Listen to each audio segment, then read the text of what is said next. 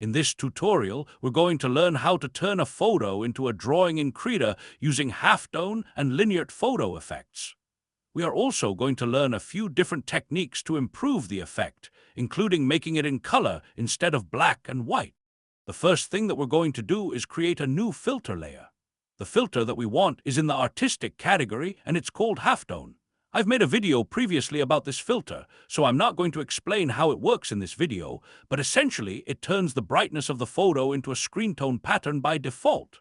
We've added a filter in Krita that creates a halftone or Screentone effect, so it sounds like our work is done. But if you take a closer look at the result, you may notice that this actually looks really bad. If we zoom in, we'll see that it's just a bunch of dots. It actually hurts my eyes looking at this pattern. This isn't good at all. Why does this happen? The reason for this is that in a typical drawing, even one that uses Screentones, the color of things won't be like the color of photos. For example, the skin is probably going to be fully white, even though nobody has a skin color that is literally white, like a blank sheet of paper. If the skin was fully white, the halftone filter would have kept it fully white, but because we used a photo that has skin with realistic color, the halftone filter added Screentones through the skin, which just looks really bad. Fortunately, we can fix this by preprocessing the photo with other filters before the halftone filter. The first filter we're going to add is the desaturate filter. Although this isn't strictly necessary, it does let us control how colors of different luma are converted into levels of lightness. Now that we have a grayscale image, the next step is to increase the contrast in order to make bright shades become fully white. To do this, we're going to add a new filter layer, and the filter that we want is the levels filter. This filter is supposed to show a histogram, but it's a bit buggy when used as a filter layer, so I'm going to add it first. Then I'm going to open its properties to edit it. Now the histogram appears. This peak here shows that a lot of pixels in this image have this amount of brightness. In other words, this level of brightness. We're going to move the control point to the left to rescale what level of brightness is supposed to be pure white. It's a good idea to also do this with the left control point that controls the pure black color. Since we want to make the photo look like a drawing, it's going to look better if most dark colors just become fully black. You may notice that just making these adjustments already makes the photo look really cool in grayscale. Let's see how it looks with the halftone filter added. The halftone effect may be a bit hard to see zoomed out in video, but the important thing is that the background that was full of dots before is now completely white. It doesn't look as bad when we zoom in. Now that we have done this, we could adjust the halftone effect. Maybe we could use lines instead of dots so it looks a bit like hatching, but I think for this tutorial we're just going to use dots. Experiment with the other options if you want. We can also try to adjust the levels filter to improve the contrast, but as you can see in the canvas, there is a bit of a problem. When we made the skin become white and added the Screentone effect, we can no longer tell where the arm starts and the background begins. It's also hard to tell the outline of the gloves. This problem is due to the spacing of the Screentone effect. The larger the resolution we choose, the bigger the gaps are going to be around the edges. It's not possible to solve this using just the halftone filter. We are going to need a second filter to create an outline of the photo, and then we'll have to merge the two together somehow. We're going to use lots of filters this time, so I'm going to make this panel a bit wider so we can read the layer names.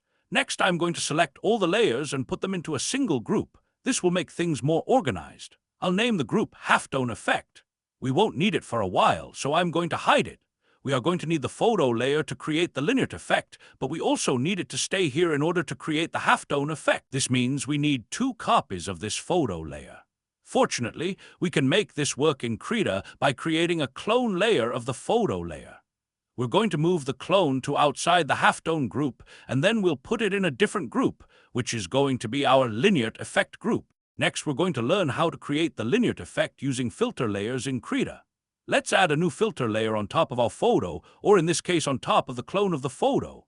Krita doesn't have a lineart filter, so we're going to have to create one ourselves by combining a few filters that Krita does have. The first filter we need is in the edge detection category, and it's called edge detection. We're going to add it with its default settings for now. Observe that this filter somehow is capable of detecting the edges in an image. More specifically, edge detection algorithms calculate the color of a given pixel by comparing it with the colors of surrounding pixels.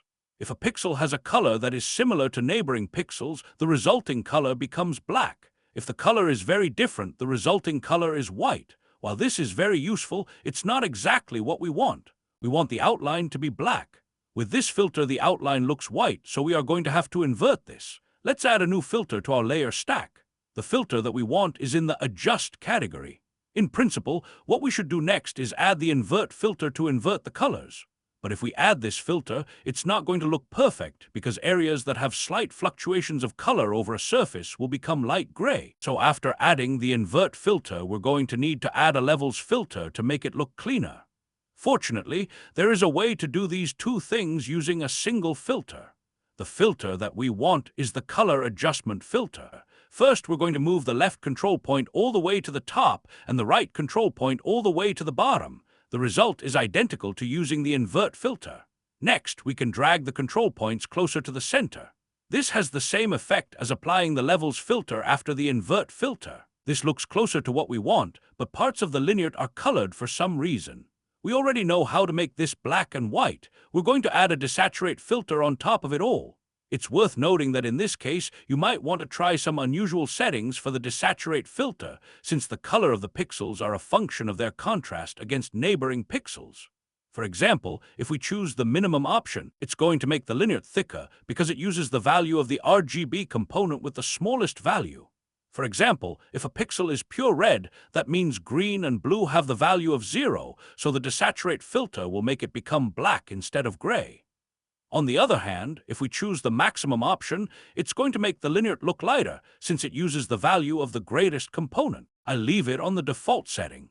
With the Desaturate filter added, the only thing that is left is to combine these two effects. First, let's display our halftone effect. If we display the Lineart on top of it, it's just going to replace all the pixels by default. We're going to need to change the blend mode of the Lineart group in order to merge it properly with the halftone effect.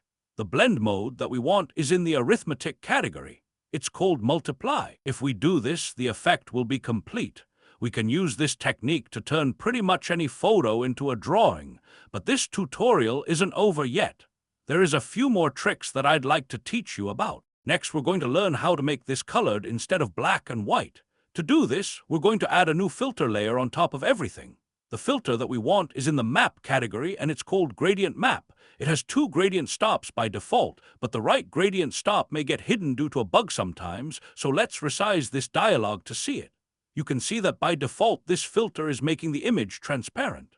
While you could use it this way, if you want to make the white background transparent, I recommend using the cross-channel color adjustment filter instead. That's because with the Gradient Map filter you need to make sure that both gradient stops have the same color, and one has opacity and the other doesn't, which is a bit prone to error. Let's start by making the right gradient stop fully opaque, and then we'll click on this color button and change the color to white. Next, we're going to click on the left gradient stop. The color button isn't visible for some reason, but we can open the dialog by double-clicking on the gradient stop. Let's choose the red color. As you can see, this is all we need to do in order to change the color of the effect. With just this filter, we can pick any color we want just by mapping the white and black colors to something else instead. Since we already know how it works, we don't really need to add this filter, so we can click Cancel on this dialog. Next, we're going to learn a few techniques we can use to improve our Lineart effect. We won't need the halftone effect for this part of the tutorial, so let's hide it so we can focus on the Lineart group. If you look at the canvas, you may notice that while this effect kind of looks like Lineart, it's a bit too busy and dirty. There are too many lines. It's not a clean Lineart. That's because the edge detection filter detected too many edges, and then we turned all those edges into lines. That's why it looks like this. The first thing that we can do is modify the properties of the edge detection filter. Let's take a look at what we have here. There is a field called Output that says all sides by default. If we change this to a direction like top edge, for example, it's going to start looking 3D.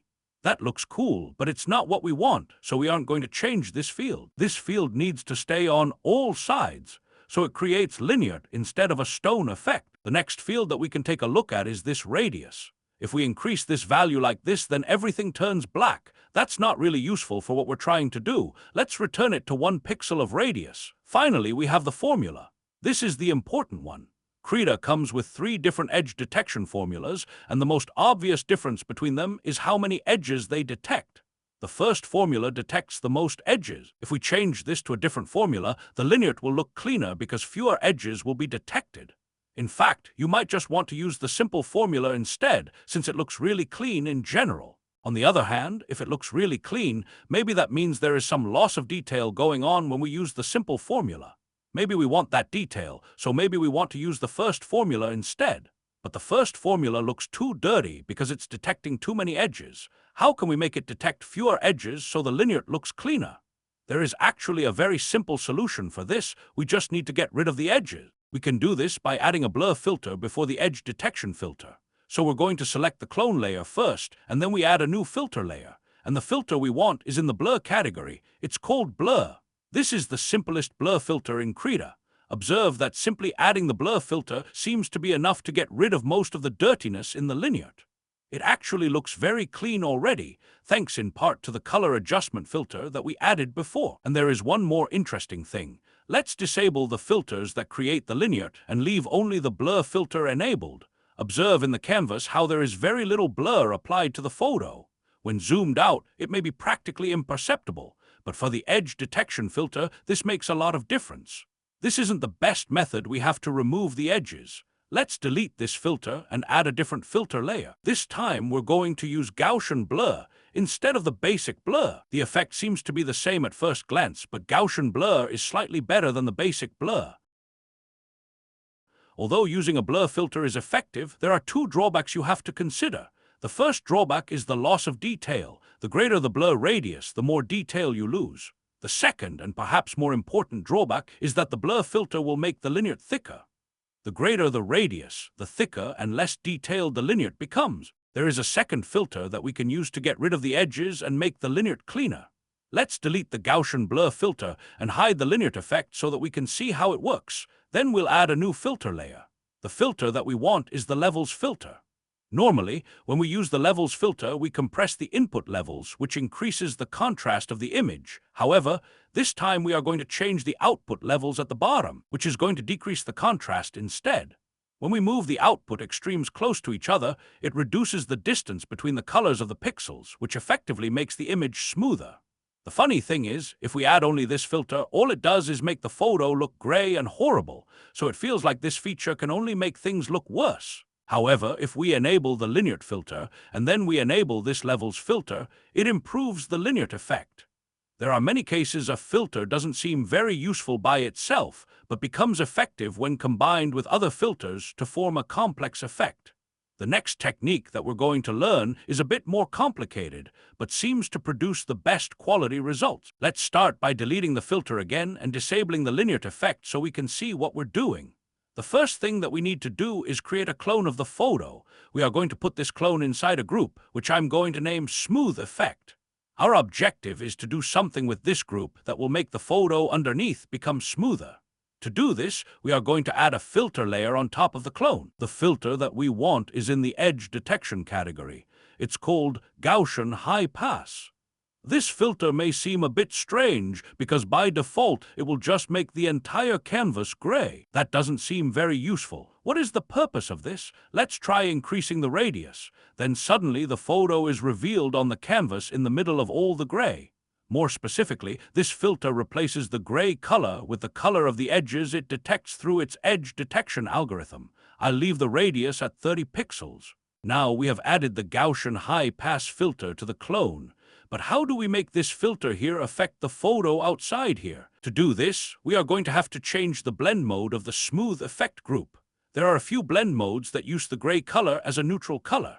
This means that when you merge the top layer with the bottom layer, if a pixel is gray in the top layer, the resulting color will be just the color of the bottom layer without any modification applied to it.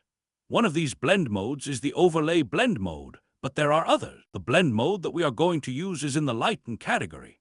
It's called hard light. The name is a bit misleading. To be honest, I don't know why this blend mode is in this category or why it has its name. Its formula is very similar to overlay and hard mix, which are found in the mix category. It makes the merged pixels lighter when the color of the top layer is lighter than gray. When the color is darker than gray, it makes the pixels darker instead. If you change the blend mode to hard light like this, you'll notice that it doesn't seem to make the photo smoother at all. In fact, it actually increases the contrast of the photo. It's doing the opposite of what we want. Fortunately, there is a way to fix this. Let's add a new filter on top of the Gaussian high pass filter. The filter that we want this time is the invert filter.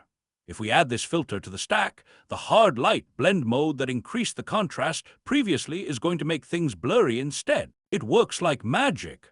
But this doesn't actually look right with the default settings. The final touch is changing the opacity of the hard light group. Instead of 100% opacity, we need to set this to 50% opacity. If we do all this, the smooth effect will be complete. Let's see how it looks with the Lineart effect applied. As you can see, this looks very good, but let's try comparing it with the other methods we have tried. Compared to the Gaussian blur method, the high pass method seems much cleaner. Compared to the low contrast levels method, the high pass method seems to preserve more detail. Based on these comparisons, this is probably the best method we have to get rid of the edges, and it's not that complicated to create once you know the steps. It's also possible to manually remove lines that you don't want. To do this, simply create a new paint layer on top of everything and paint on it with white paint. Alternatively, you can create a new paint layer under the color adjustment that inverts the color and paint on it with the black color. It's also possible to apply filters like Gaussian blur to only a part of the image if you use transparency masks. Although the Lineart effect can look pretty good on its own at first glance, in most cases you don't use it alone. You need to combine it with something like the halftone effect for it to look good. The reason for this is pretty simple, and you may be able to tell just from looking at how the Lineart effect looks. Normally, when we think about black and white artwork, we expect things that are dark, such as shadows and black hair, to be drawn with black ink. But the Lineart effect is based on edge detection, so it can't draw the black fills. It can only draw lines where there are edges. Since it can't draw the fills by itself, it needs to be combined with something like the halftone effect to add black fills to the dark areas. Let's see how we can add the black fills without using the halftone effect. The first thing we're going to do is hide the halftone effect, since we won't need it. Then we are going inside the Lineart effect group, and we are creating another clone of the photo. We will drag this outside again and put it in its own group. We are going to call this new group Black Fills. The first filter that we are going to add to this new group is the Desaturate filter to make everything grayscale. Then we are going to add the Color Adjustment filter. The Levels filter can also do what we want, but it's easier to do it with the mouse with the Color Adjustment filter. We are going to drag these control points very close to each other. This is going to make dark colors become pure black, and anything that isn't very dark become pure white. You may also want to add a Gaussian blur effect to this group to get rid of small dots, if there are any. After we are done, we just need to change the blend mode to multiply like we did before. And then it looks just like an inked drawing of a comic, except that there is no Screentone pattern this time. It's possible that some areas will appear that look weird when we combine the black fills with the Lineart, like these lines on the cape.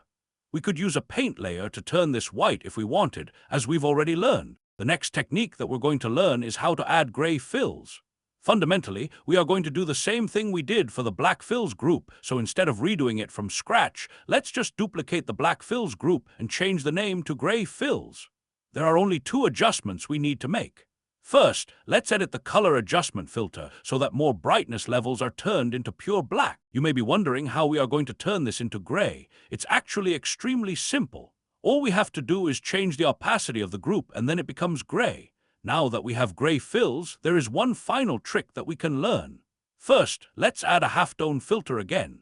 We are going to make this halftone filter apply to the gray fills, but since the gray fills are only gray because of their opacity, the halftone filter needs to be outside of the group in order for it to work. If we do this, the result will be a Screentone pattern that is mostly of a single size applied uniformly across the image.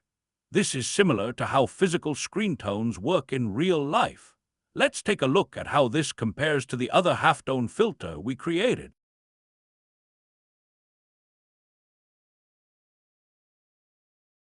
This is how you turn a photo into a black and white drawing in Krita using halftone and Lineart effects. Thanks for watching. Don't forget to like and subscribe, and see you in the next video.